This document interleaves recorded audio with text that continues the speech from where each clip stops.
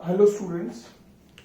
तो लास्ट वाले वीडियो में मैंने आपको इक्विलिब्रियम तक पढ़ाया था, है ना। आप सब लोगों ने देखा होगा कि इक्विलिब्रियम क्या होता है। इक्विलिब्रियम वो पॉइंट होता है जहां पर नेट फोर्स किसी चार्ज पार्टिकल पे क्या हो बेटा, जीरो हो। तो सिर्फ वहीं तक पढ़ने से काम नहीं होता। एनसीईआरटी के थर्ड लास्ट क्वेश्चन जो है एडिशनल का, उसके अंदर इक्विलिब्रियम की नेचर के बारे में डिस्कशन है। तो इक्विलिब्रियम का नेचर भी आपको पता होना चाहिए। तो आज अपन पढ़ेंगे टाइप्स ऑफ इक्विलिब्रियम और coulomb force in a medium, दो टॉपिक अपन पढ़ेंगे। तो सबसे पहले टाइप्स ऑफ इक्विलिब्रियम की बात करते हैं। We talk about types of equilibrium. तो अब मैं आपको बताता हूं, देखो टाइप्स ऑफ इक्विलिब्रियम बहुत कंसेप्चुअल टॉपिक है, बहुत अच्छा टॉपिक है, आराम से देखना इसको। जैसे मान लीजिए ये पहाड़ी है, इस तरह से, समझ रहे, इस तरह से ये पहाड़ी है। मैंने यहां पर एक बॉल रखी ए और ये बॉल रखी बी। अब सबसे पहले तो सवाल यह करो अपने दिमाग में कि इनमें से कौन सी बॉल इक्विलिब्रियम में है, कौन सी बॉल इक्विलिब्रियम में है। तो ऐसा है बेटा, इक्विलिब्रियम में दोनों बॉल ही, क्योंकि दोनों बॉल ही रेस्ट पर है। ये भी रेस्ट पर है, ये वाली ए बॉल भी रेस्ट पर है और बी बॉल भी रेस्ट पर है। लेकिन इन दोनों की इक्विलिब्रियम में क्या बेटा फर्क है। क्या फर्क है? जैसे ये ए बॉल है, अब ए बॉल को थोड़ा सा अगर आप इधर लेके आओगे तो ये ए बॉल इधर लुढ़क कर चली जाएगी, समझ रहे। और इस बॉल को इधर लेकर आओगे तो ये इधर लुढ़क कर चली जाएगी। तो इसका जो इक्विलिब्रियम है वो अनस्टेबल इक्विलिब्रियम है। इट इज अनस्टेबल इक्विलिब्रियम, समझ रहे। इक्विलिब्रियम तो है लेकिन अनस्टेबल है। अनस्टेबल का मतलब अगर once you have disturb the equilibrium position, once you disturb the equilibrium position will not be regained again, दोबारा रिगेन नहीं होगी, समझ रहे। अब यही यहां देखो, जैसे ये मैंने बात की, अब इस बॉल को मैं इधर लेके जाता हूं, मान लो इधर लेके गया, तो होगा क्या कि बॉल दोबारा नीचे आ जाएगी और दोबारा नीचे रखकर क्या होगी बेटा, इधर चली जाएगी इस तरह से। फिर अगर बॉल को इधर लेके जाऊंगा तो बॉल दोबारा नीचे आएगी, समझ रहे। तो ये वाला जो इक्विलिब्रियम है, ये वाला इक्विलिब्रियम कौन सा इक्विलिब्रियम है? स्टेबल इक्विलिब्रियम है। कौन सा इक्विलिब्रियम है? स्टेबल इक्विलिब्रियम, समझ रहे। तो अनस्टेबल इक्विलिब्रियम में क्या होता है? अनस्टेबल की बात करें, if you talk about unstable की बात करें कि once body is moved away from, कहां से दूर भगा देंगे? इक्विलिब्रियम पोजीशन से, position, it will not return back, it will not return back. अगर एक बार आपने बॉडी को अवे मूव करा इक्विलिब्रियम पोजीशन से, it will not return back to equilibrium position, है ना। और स्टेबल में क्या होगा बेटा, what we see in stable कि once body is moved away from equilibrium position, it will return back। वो बॉडी क्या करेगी बेटा, वापस आ जाएगी, वापस इक्विलिब्रियम पोजीशन पे आ जाती है। और मैं आपको बताऊं कि वो बॉडी एसएचएम भी कर सकती है। अगर आपका ये डिस्प्लेसमेंट क्या हो, अगर आप बहुत छोटा होता है, वो भी आगे भी अपन डिस्कस करेंगे स्टेबल इक्विलिब्रियम की कंडीशन में। तो ये तो आपको फिजिकल मीनिंग मैंने बताया स्टेबल और अनस्टेबल इक्विलिब्रियम का, है ना। आप सब नोट कर लेंगे इसको। अब अपन देखते हैं कि चार्जेस के केस में कहां पर स्टेबल होता है और कहां पर अनस्टेबल इक्विलिब्रियम होता है, किस तरह से होता है। ठीक है, तो मैं 2-3 केसेस डिस्कस करूंगा, ठीक है, फिर अपन देखेंगे इसको। देखिए, जैसे सबसे पहले मैं आपको बताता हूं, मान लीजिए चार्ज है plus Q, this is a charge is plus Q, और ये चार्ज है प्लस क्यू, दोनों चार्ज प्लस क्यू है। ठीक है, पहला केस है। अब आपको पता है इनके लिए इक्विलिब्रियम पोजीशन कहां है, पिछले वाले वीडियो में बताया था, बिल्कुल सेंटर पर। सेंटर पर क्या आएगी बेटा, इक्विलिब्रियम पोजीशन आएगी। क्यों आएगी सेंटर पर इक्विलिब्रियम पोजीशन? मान लो ये दूरी आ रही है, ये दूरी आ रहा है, दोनों डिस्टेंस आ रहे हैं, दोनों ये दूरी और ये दूरी दोनों बराबर है। क्यों? क्योंकि जितना फोर्स ये इस पर लगाएगा उतना फोर्स ही ये भी, जितना फोर्स ये इस पर इधर लगाएगा और ये वाला पार्टिकल इस पर फोर्स इधर लगाएगा, दोनों फोर्स बराबर होंगे। ठीक है, तो यहां पर ये जो पोजीशन है ये इक्विलिब्रियम पोजीशन है। इक्विलिब्रियम पोजीशन है। ठीक है, अब आप देखते हैं ना, अब अपन इसको देखते हैं, सारे बच्चे देखते हैं ध्यान से। अब अपने को चेक करना है कि ये जो इक्विलिब्रियम पोजीशन है ये स्टेबल इक्विलिब्रियम पोजीशन है कि अनस्टेबल इक्विलिब्रियम पोजीशन है। तो स्टेबल और अनस्टेबल चेक कैसे करते हैं कि उस बॉडी को इस इक्विलिब्रियम पोजीशन से थोड़ा सा मूव करते हैं। अगर वो वापस इक्विलिब्रियम पोजीशन पे आती है तो स्टेबल है, और वापस नहीं आती है तो कौन सी है, अनस्टेबल है। समझ रहे? तो अब मैं इस चार्ज पार्टिकल को मान लो इधर लेके जाता हूं, it is displaced in this direction, इधर इसको डिस्प्लेस किया जाता है, थोड़ा सा डिस्प्लेस किया जाता है। अब जैसे ही आप इस चार्ज पार्टिकल को इधर लेकर जाओगे, इस चार्ज पार्टिकल को इधर लेके गए, ये प्लस वाला चार्ज क्या करेगा, इसको रिपेल करेगा, और ये वाला प्लस चार्ज इसको रिपेल करेगा। लेकिन मुझे बताओ कि अब जैसे ही इधर आ गया तो इसके कारण ये 1 है और ये मान लो 2 है, तो यहां पर तो क्या था कि जितना फोर्स 1 के कारण था उतना फोर्स 2 के कारण था। अब क्या होगा, जैसे ही इसके पास आ गया तो फोर्स ड्यू टू 1 क्या हो जाएगा, बड़ा हो जाएगा, और 2 से क्या हो गया, चार्ज पार्टिकल दूर हो गया थोड़ा सा। पहले तो बराबर दूरी पे थे दोनों से, अब ये चार्ज पार्टिकल 2 से दूर हो गया तो 2 इसको इधर रिपेल करेगा, तो 2 फोर्स जो है, फोर्स ड्यू टू 2 क्या होगा, वो छोटा होगा, और फोर्स ड्यू टू 1 क्या होगा, बड़ा होगा, क्योंकि ये इसके पास आ गया है। तो रिजल्टेंट फोर्स किधर आएगा, इधर ही तो आएगा भाई, नेट फोर्स इधर ही आएगा। तो मतलब चार्ज पार्टिकल को अगर आपने इस चार्ज पार्टिकल को यहां से यहां लेकर आए तो इसके कारण फोर्स बढ़ गया और इसके कारण फोर्स क्या होगा, कम, तो रिजल्टेंट फोर्स इधर आएगा, तो चार्ज पार्टिकल वापस इधर जाएगा। समझ रहे है ना? तो आपको किसकी खुशबू आ रही है, स्टेबल इक्विलिब्रियम की। अब आप इसको इधर लेके जाओ, मान लो चार्ज पार्टिकल को इधर लेके गए, अब इधर लेके गए तो क्या होगा कि 1 के कारण फोर्स इधर लगेगा इस पर, बिल्कुल सही है, और 2 के कारण फोर्स इधर लगेगा। ज्यादा कौन होगा, 2 के कारण फोर्स होगा कि 1 के कारण, 2 के कारण। क्यों, क्योंकि 2 क्या है, 2 के ये चार्ज पार्टिकल क्या आ गया, पास आ गया, तो दोबारा रिजल्टेंट फोर्स इस चार्ज पार्टिकल पर किधर आ गया, इधर आ गया, तो दोबारा चार्ज पार्टिकल इधर चला जाएगा। तो आपको क्या समझ में आया कि इस चार्ज पार्टिकल को आपने इक्विलिब्रियम पोजीशन से इधर मूव किया तो रिजल्टेंट फोर्स इधर आया, इधर मूव किया तो इधर आया। तो मतलब कौन सा इक्विलिब्रियम है ये, स्टेबल इक्विलिब्रियम। कौन सा इक्विलिब्रियम है, स्टेबल इक्विलिब्रियम। तो यहां से मैं एक बात लिख सकता हूं कि Q0 charge is at stable equilibrium. अब मैं इसमें एक बात और बताना चाहता हूं आपको, है ना, एक लाइन मोर लिखूंगा जो और सस्पेंस अलोंग एक्स एक्सिस। क्यों, क्योंकि आपने इसको कौन से एक्सिस के मूव किया, एक्स एक्सिस के अलॉन्ग तो मूव करके देखा है, समझ रहे? आप वाई एक्सिस के अलॉन्ग भी मूव करके देखो, तो आप ऑल एक्स यहां पे लिखना पड़ेगा कि किस डायरेक्शन में स्टेबल इक्विलिब्रियम है, अलोंग एक्स एक्सिस।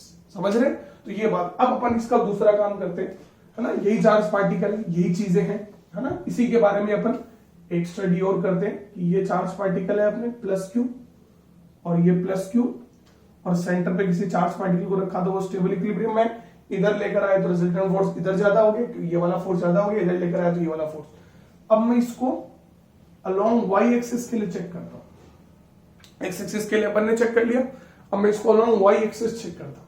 ठीक है, तो वाई एक्सिस चेक करूंगा तो क्या होगा, इस चार्ज पार्टिकल को मैं ऊपर की तरफ लेके जाऊंगा, थोड़ा सा ऊपर की तरफ लेके गया, मान लो इधर लेके गया Q0, समझ रहे, Q0 ऊपर की तरफ लेके गया, तो अब ये चार्ज पार्टिकल इस पर फोर्स लगाएगा, और फोर्स हमेशा किधर लगता है, अलोंग लाइन जॉइनिंग लगता है। तो ये चार्ज और ये चार्ज के बीच की लाइन जॉइनिंग यही है, और ये बीच में फोर्स ऐसा लगेगा, तो अलोंग लाइन जॉइनिंग यही है। अब ये चार्ज पार्टिकल इसको क्या करेगा बताओ मुझे, अपने पास बुलाएगा कि अपने से दूर, अपने से दूर, ये रिपेल करेगा, समझ रहे, मान लो फोर्स है F, ठीक है, ये चार्ज पार्टिकल इसको क्या करेगा, रिपेल करेगा, इधर F अलोंग लाइन जॉइनिंग ये फोर्स है F, दोनों फोर्स बराबर होंगे, क्योंकि ये वाली दूरी बराबर है, ये x है, तो ये भी √r² + x² √r²²। अब मान लो ये वाला एंगल कितना है, थीटा, ये वाला एंगल कितना है, थीटा, तो f का ये वाला कंपोनेंट क्या है, इस f का ये वाला कंपोनेंट f cos थीटा, ये वाला f sin थीटा, फिर f का इस f का काम हो गया, इस f का ये वाला कंपोनेंट f cos थीटा, तो 2f cos थीटा लिख दूं, और ये वाला f sin थीटा। तो आप देखो f sin थीटा से f sin थीटा क्या हो गया, कैंसिल, और 2f cos थीटा किधर बचा, ऊपर। तो अब ये चार्ज पार्टिकल को अगर आप ऊपर लेके जाओगे तो इस पर रिजल्टेंट फोर्स कहां आने वाला है, ऊपर। तो ये चार्ज पार्टिकल जाएगा कहां, ऊपर जाएगा, समझ रहे। तो अब ये कौन से ऐसे नीचे लेकर आओगे तो भी क्या होगा, चार्ज पार्टिकल कहां जाएगा, नीचे। उल्टा कर दो डायग्राम को, तो अब ये कौन सा इक्विलिब्रियम है, वाई एक्सिस के अलॉन्ग कौन सा इक्विलिब्रियम है इसका, अनस्टेबल इक्विलिब्रियम, समझ रहे हो। तो बहुत इंपॉर्टेंट बात आपको भी पूछ सकता है कि Q charge is at unstable equilibrium, along कौन सा एक्सिस, वाई एक्सिस। तो एक चार्ज पार्टिकल स्टेबल में भी दिखा आपको और एक चार्ज पार्टिकल अनस्टेबल में भी दिखा, वही चार्ज पार्टिकल और इक्विलिब्रियम क्या हो गया अपना, पोजीशन क्या होगा, एक्सिस क्या होगी, चेंज। समझ में आया? चल अब और समझ में आएगा ना, बहुत सारे केसेस आते हैं बेटा इसमें ना, तो बहुत आसान था। जैसे अभी ये आप सब लोग बताएंगे, देखेंगे ध्यान से, ये माइनस क्यू चार्ज है और ये माइनस क्यू चार्ज। अब जरा सोचिए, ठीक है, अब आपको बताना क्यू नॉट चार्ज कौन से इक्विलिब्रियम में है, ये फिल इन द ब्लैंक्स मान लो। क्यू नॉट चार्ज कौन से इक्विलिब्रियम में है, अलोंग एक्स एक्सिस और along Y axis. Q not charge को रखा बिल्कुल सेंटर पर, समझ रहे हैं? ये चार्ज पार्टिकल 1 और ये चार्ज पार्टिकल 2, तो सेंटर पर तो क्यू नॉट चार्ज पार्टिकल किसमें बेटा, इक्विलिब्रियम में है। क्यों इक्विलिब्रियम में है? क्योंकि सेंटर पे नेट फोर्स कितना उसमें, 0।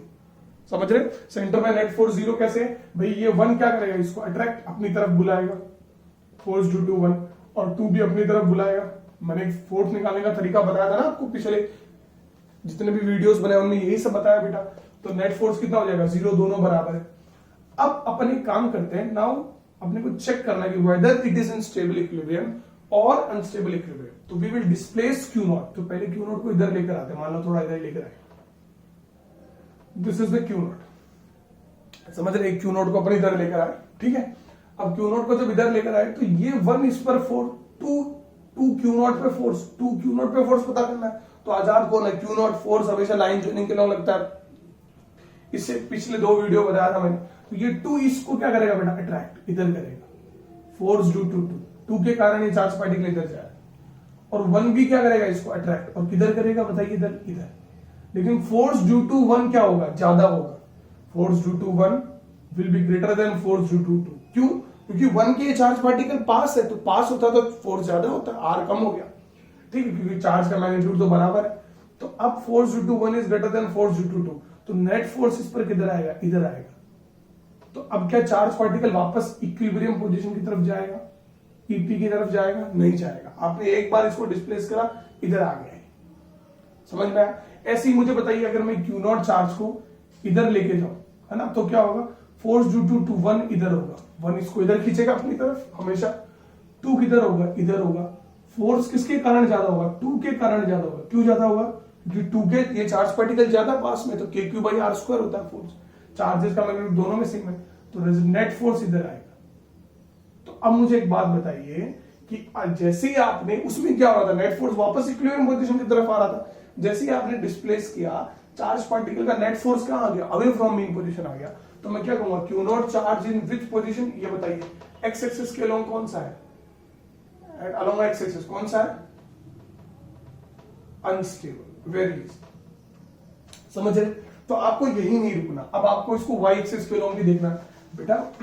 वाई एक्सिस के अलोंग भी सोचो आप, देखो क्या होगा, ये आपका माइनस क्यू चार्ज पार्टिकल है, ये आपका माइनस क्यू चार्ज पार्टिकल, समझ रहे? ठीक है, ये माइनस क्यू चार्ज पार्टिकल है, और यहां पर आपका क्यू नॉट चार्ज रखा हुआ है सेंटर पे, मान लीजिए बिल्कुल। अब आपको वाई एक्सिस के अलोंग देखना है, तो आप क्या करेंगे, इसको कौन से एक्सिस के अलोंग डिस्प्लेस करेंगे, वाई एक्सिस के अलोंग डिस्प्लेस करेंगे। तो वाई एक्सिस के अलोंग डिस्प्लेस करके अपन देखते हैं कि whether it is in stable और अनस्टेबल इक्विलिब्रियम। तो क्यू नॉट चार्ज को मैं इधर लेके गया, समझ रहे, और ये एक्स दूरी पे लेके गया, समझ पाया? अब हमेशा जो फोर्स लगेगा वो कहां लगेगा, लाइन ज्वाइनिंग के लॉन्ग लगेगा, ये बात आपको पता है। हमेशा लाइन बना दो उसके लॉन्ग, या तो टूवर्ड्स ही आवे। अब ये 1 है और ये 2 है, तो ये 1 क्या करेगा, इसको ये अट्रैक्ट करेगा। अब ये फोर्स F लगाएगा, तो ये भी अट्रैक्ट करेगा फोर्स F, दोनों फोर्स बराबर होंगे। क्यों? क्योंकि ये वाली दूरी जो है, ये R आपका, ये R मान लो, तो ये जो दूरी है ये क्या होगी बेटा, √R² + x², √R दोनों सेम होगी। तो अब इस, मान लो ये एंगल थीटा है, ये एंगल थीटा है, तो F का ये वाला कंपोनेंट क्या आएगा, F cos थीटा, और F का ये वाला component F sin theta. Similarly F का ये वाला कंपोनेंट F cos थीटा, और ये वाला F sin theta. F sin theta से F sin थीटा क्या हो गया, कैंसिल। तो नीचे की तरफ आया नेट फोर्स, आया कि नहीं आया? तो अब पार्टिकल वापस कहां आएगा, नीचे की तरफ। इससे पिछले वाले एग्जांपल कंपेयर करो, नेट फोर्स कहां आ रहा था, ऊपर, तो वापस नीचे की तरफ आएगा। तो कौन सा इक्विलिब्रियम हो जाएगा, स्टेबल अलोंग वाई एक्सिस, समझ रहे? तो ये बात आपको ध्यान रखनी, बहुत ही अच्छा सवाल है, बहुत कोई प्रॉब्लम नहीं, अगर आप अच्छे से करेंगे तो कोई दिक्कत नहीं आएगी। ठीक है बेटा, तो इस तरह से आपको याद रखना। अब मैं एक क्वेश्चन दे रहा हूं आप सबको, कमेंट बॉक्स में बताना। कुछ बच्चे बताते हैं आंसर, कुछ बच्चे बताते ही नहीं है, अपने आप को पता नहीं क्या होशियार समझते हैं क्या, है ना बेटा। बताया करो, सब लोग पार्टिसिपेट किया करो, तभी होता है। तो ये +4q और ये -q है, इक्विलिब्रियम पॉइंट कहां आएगा? Where will be the equilibrium point? चलो इसमें तुम और कंफ्यूज हो, ये +q मान लो। अब इक्विलिब्रियम पॉइंट कहां आएगा? बीच में अलोंग द लाइन जॉइनिंग, किसके पास में? जो चार्ज पार्टिकल छोटा है, मान लो यहां पर इक्विलिब्रियम पॉइंट है। अब आपको बताना है कि इट इज स्टेबल और unstable along x axis and along Y axis. ये क्वेश्चन है ना, सारे बच्चों को सॉल्व करना है कि इट इज स्टेबल और अनस्टेबल। ये इसका फर्स्ट क्वेश्चन है। और सेकंड क्वेश्चन ट्राई करना, -4q और -2q। बात वही है, चार्ज पार्टिकल थोड़ा सा और इधर आ जाएगा। अब मुझे बताना कि इट इज स्टेबल और अनस्टेबल। इसमें stable unstable along x axis along Y axis, इसमें stable unstable along x axis और वाई एक्सिस। ठीक है, आंसर तुम्हें कुछ याद दिलाएगा पिछले वाली चीजों में। ठीक है, तो ये आप सबको करना है, बहुत आसान चीज है। ठीक है बेटा, तो that we have discussed about stable and unstable equilibrium. ठीक है, अब इसमें एक बहुत अच्छा क्वेश्चन है जो कई बार आता है and it is from class 11th का कॉन्सेप्ट। ठीक है, क्या कॉन्सेप्ट है देखना। अभी अपन ने देखा कि -q चार्ज है एंड -q चार्ज है। ठीक है, और ये आपका Q0 चार्ज है, R Q0 चार्ज है ना, Q0 चार्ज है। लिखो, find out the time period. ये क्वेश्चन बहुत बार आता है बेटा ना, ये स्टेबल अनस्टेबल में क्यों पढ़ा रहा हूं, क्यों आपको बताऊंगा। Find out the time period of oscillation of Q0. Find out the time period of oscillation of Q0 when it is displaced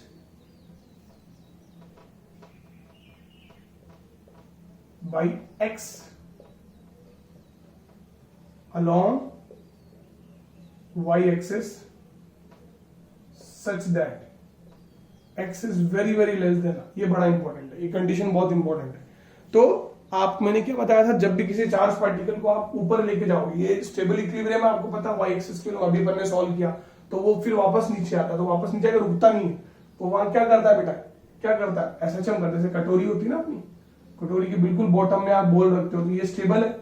आप इसको इधर लेके जाओ तो वो क्या करेगी, अगर थोड़ा सा कम लेके जाओगे तो वो, ज्यादा लेके जाओगे तो ऑसिलेशन है, और अगर कम लेके जाओगे तो क्या है बेटा, एसएचएम है। आपको क्लास 11th में ही बताया था कि एसएचएम के लिए कंडीशन क्या होती है, याद होगा, FR is directly proportional to -x, ये होती है। ठीक है, कंडीशन फॉर एसएचएम। तो अब अपन देखते हैं इसमें ना, क्वेश्चन नोट कर लेंगे सारे के सारे बच्चे। अब इधर देखो सारे बच्चे ना, इस चार्ज पार्टिकल को मान लो मैं ऊपर लेके गया Q0, ये लाइन जॉइनिंग होगी। अब आप सबको पता है कि ये वाई एक्सिस है, तो इस पे एक फोर्स लगता है F इधर और एक फोर्स लगता है F इधर, ये एंगल थीटा, ये एंगल थीटा। ठीक है, सबको पता है, पिछले ये क्या, तो ये क्या आएगा F साइन थीटा और ये क्या आएगा F कॉस थीटा। इस F का कंपोनेंट F साइन थीटा और ये वाला F cos theta, 2F cos theta ये आएगा। ये पिछले वाले केस में मैं आपको बता चुका हूं, तो ये सारे कैंसिल हो गए। तो अब यहां पर जो रीस्टोरिंग फोर्स है आपका, वो क्या है, 2F cos थीटा। यही है restoring force is 2F cos theta, यही तो है 2F cos theta restoring force, मतलब वापस उसको मेन पोजीशन की तरफ ले रहा है। अब F का फॉर्मूला क्या होगा बेटा, F will be what, restoring force की बात करें तो F क्या होगा, ये वेक्टर से हटा दो, मैग्नीट्यूड की बात करेंगे सर, तो FR। तो F का फॉर्मूला क्या होगा बेटा, F का फॉर्मूला 2KQ0 अपॉन, ये डिस्टेंस क्या है, ये तो R है और ये क्या इतना X है, तो ये वाली डिस्टेंस क्या होगी, √R² + x²। तो ये होगा R² + x² के रूट का होल स्क्वायर इनटू। अब बात आती है cos थीटा की, तो अब ये ट्राइंगल देखो, ये ट्राइंगल देखो, इस ट्राइंगल में cos थीटा क्या होगा बेटा, बेस अपॉन हाइपोटेन्यूज, तो x अपॉन दिस, तो x upon √R² + x²। This is restoring force. और अपन माइनस साइन लगा दें इसके, क्यों, क्योंकि आपका x कहां पर है बेटा, अगर आप वेक्टर साइन लगाएंगे x का ऊपर की तरफ है, मतलब x का आपका ऊपर की तरफ है और रीस्टोरिंग फोर्स का नीचे की तरफ। ये समझ में आ रहा होगा सबको, सारे बच्चों को, कि cos थीटा क्यों लिखा मैंने। डायग्राम थोड़ा सा इधर और बना दूंगा एक बार, इस तरह से ये डायग्राम, ये थीटा है, ये x है, ये r है और ये root r square plus x square. तो थीटा क्या आएगा, बेस अपॉन हाइपोटेन्यूज। ठीक है, अब देखो सारे के सारे बच्चे, तो F R is equal to minus 2k/q/x, k/q/x यही आएगा। और यहां पर ये रूट है और ये स्क्वायर हट जाएगा, तो यहां पर R square plus x square into R square plus x square की पावर हाफ, यही आएगा। अब यहां पर पावर 1 है और ये पावर हाफ है, तो restoring force equal to minus 2k/q/x upon R square plus x square की पावर 3/2 है। ये 1 + 1/2 कितना होगा बेटा, 3/2। बहुत ही अच्छा सवाल है, बहुत ही अच्छा सवाल है टाइम पीरियड का ना, बहुत ही अच्छा सवाल है, तो ये आ जाएगा। अब आपको क्या दिया हुआ है कि x is very very less then r, तो मैं लिख सकता हूं कि x square is very very less then r square. तो क्या कर देंगे अपन, नेग्लेक्टिंग x स्क्वायर। जब x बहुत छोटा है तो x स्क्वायर और छोटा, 0.1 बहुत छोटा है, तो 0.1 का स्क्वायर 0.001 और छोटा होगा, तो उसको नेग्लेक्ट कर देंगे अपन। तो नेग्लेक्ट कर देंगे तो यहां पर नीचे क्या बचेगा, F R equal to minus 2k/q/x upon क्या आएगा बेटा, आर स्क्वायर की पावर 3/2, ये कैंसिल हो जाएगा। तो restoring force will be minus 2k/q/x upon R. This is the thing, R क्या है, ये वाली सेंटर से दूरी है हट। ठीक है, अब आप मुझे बताओ, अब एसएचएम की यादें ताजा करते हैं ना। अब एफ आर कितना होता है बेटा, एम ए, यही होता है, और ये आएगा minus 2k/q/x upon R cube, class 11। A क्या होता है, माइनस ओमेगा स्क्वायर एक्स, तो minus m omega square x equal to minus 2k/q/x upon R cube. X से एक्स क्या हो गया, कैंसिल, माइनस से माइनस क्या हो गया, कैंसिल। याद करो ये क्लास 11th में एक्सेलरेशन का फॉर्मूला। अब अपन यहां पर देखते हैं, तो ये आ जाएगा m omega square equal to, ठीक है, क्या आएगा 2k/q/क्यूब अपॉन आर क्यूब, यही आएगा बेटा। अब यहां से ओमेगा स्क्वायर इक्वल टू 2k/q/क्यूब अपॉन एम आर क्यूब, यही आएगा। अब इसको 1 अपॉन ओमेगा स्क्वायर रखते हैं, तो एम आर क्यूब अपॉन 2k/q/क्यूब। ये क्लास 11th में अपन खूब करते थे, याद होगा आपको, टाइम पीरियड ऑफ किसी का भी निकालने के लिए। तो 1 upon omega will be what, under root M R cube upon 2k/q/क्यूब, 2k/q/क्यूब। आर क्यूब में से क्या होगा, आर बाहर आ सकता है और अंदर आर स्क्वायर में से आर बाहर आ सकता है। 1 अपॉन ओमेगा को क्या लिख सकता हूं, 2π/t, तो इसको t अपॉन 2π लिखा जाएगा, अंडर रूट आर बाहर आ गया, एम आर अपॉन 2k/q/क्यूब। तो टाइम पीरियड क्या आएगा बेटा, 2πr under root M R upon 2k/q/क्यूब। This is the value of time. समझ रहे? तो सारे के सारे बच्चे एक बार में तो मुझे लगता है समझ में भी आएगा, एक बार और देखोगे आप तो आपको आइडिया लगेगा कि क्या कहना चाहता है। ठीक है, ये क्वेश्चन बहुत बार आता है, टाइम पीरियड निकालने पूछता है, क्योंकि वो एसएचएम कंडीशन क्या है टाइम पीरियड के लिए कि x is very very less than R, तभी तो अपने को यहाँ पर कंडीशन मिलती है कि restoring force is directly proportional to x, that is the condition of SHM. ठीक है, चलिए, तो ये सारे बच्चे लिख लेंगे, लिख लिया होगा। अब अपन बात करते हैं, वी विल टॉक अबाउट, ये थोड़ा सा टफ क्वेश्चन था लेकिन ट्राई जरूर करना है इसको, ऐसा नहीं कि ट्राई नहीं करो, है ना। अब आगे बढ़ते हैं अपन। Now we will study force in a medium. और कौन से फोर्स की बात कर रहे हैं अपन, इलेक्ट्रोस्टैटिक फोर्स। कौन सा फोर्स, इलेक्ट्रोस्टैटिक फोर्स। आज सिर्फ फॉर्मूला बताऊंगा, ठीक है, कल मैं इसका अगले वीडियो में रीजन भी बताऊंगा, क्योंकि क्यू फोर्स कम या ज्यादा हो जाता है वो अपन फॉर्मूले से देखेंगे। तो देखो जैसे दो चार्जेस हैं, मान लो ये Q1 है और ये Q2 है, और इनके बीच में वैक्यूम है, वैक्यूम है, ठीक है। तो अब इन दोनों के बीच में जो फोर्स होता है वो होता है K Q1 Q2 upon R square. K की वैल्यू होती है Q1 Q2 अपॉन, ये डिस्कस कर चुके हैं अपन, 4πε0 R square. This is the value of force, ये फोर्स की वैल्यू होती है, ठीक है, इन वैक्यूम। इसमें बेटा वैक्यूम के अंदर ये फोर्स होता है ना। एप्सिलॉन नॉट क्या होती है? परमिटिविटी ऑफ फ्री स्पेस, बताया था 8.85 × 10⁻²। अब मान लीजिए ये चार्ज Q1 है और ये चार्ज Q2 है और बीच में कोई दूसरा मीडियम आ गया। देखो एक्चुअलिटी में मैं आपको एक चीज बताता हूं, रीजन तो मैं आपको अगले लेक्चर में बताऊंगा इसका क्यों होता है, कैसे होता है कि जो कोई भी फोर्स जैसे होता है, तो जैसे ये चार्ज पार्टिकल है, इस पे फोर्स लगाता है, तो हमेशा force act due to the interaction of field line. जब आगे अपन फील्ड लाइन टॉपिक पढ़ेंगे तो फील्ड लाइन जो होती है वो एक पार्टिकल से दूसरे पार्टिकल ट्रेवल करती है, तो ट्रेवल करने के लिए उन्हें मीडियम से गुजरना होता है। तो मीडियम का बड़ा इंपॉर्टेंट रोल होता है कि वो मीडियम उनको पास होने देता है कि नहीं देता, either it grants permission to pass through them easily और नॉट। तो वही परमिटिविटी होती है और वही फोर्स को कम या ज्यादा करती है, समझ लो। तो अब यहां पर जैसे ये मीडियम है, तो यहां पर तो क्या था? वैक्यूम था, तो वैक्यूम की परमिटिविटी को अपन एप्सिलॉन नॉट कहते हैं, समझ लो। जैसे स्टैंडर्ड लेते हैं, रिलेटिव डेंसिटी में डेंसिटी ऑफ वाटर स्टैंडर्ड लेते हैं, वैसे स्टैंडर्ड लेते हैं। अभी मीडियम है तो मीडियम की परमिटिविटी को एप्सिलॉन कहते हैं। एप्सिलॉन को एब्सोल्यूट परमिटिविटी भी कहते हैं, ध्यान देना, कई वर्ड्स होते हैं इसमें। एब्सोल्यूट परमिटिविटी, या फिर अपन इसको ये भी कहते हैं और परमिटिविटी ऑफ ए मीडियम, समझ रहे? तो यहां पर परमिटिविटी क्या थी? एप्सिलॉन नॉट, उसको बोला गया वैक्यूम की परमिटिविटी को एप्सिलॉन नॉट बोला गया स्टैंडर्ड।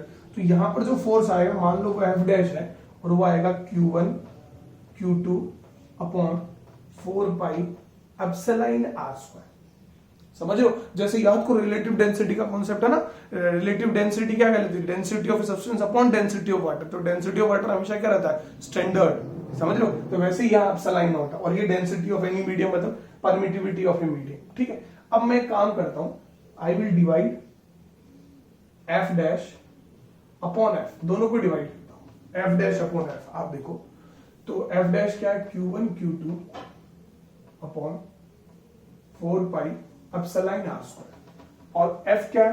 तो उल्टा हो जाएगा बेटा, 4 pi epsilon not r² Q1 Q2। ये इससे कट गए, ये कट गए, ये कट गए, तो F dash is equal to क्या आया?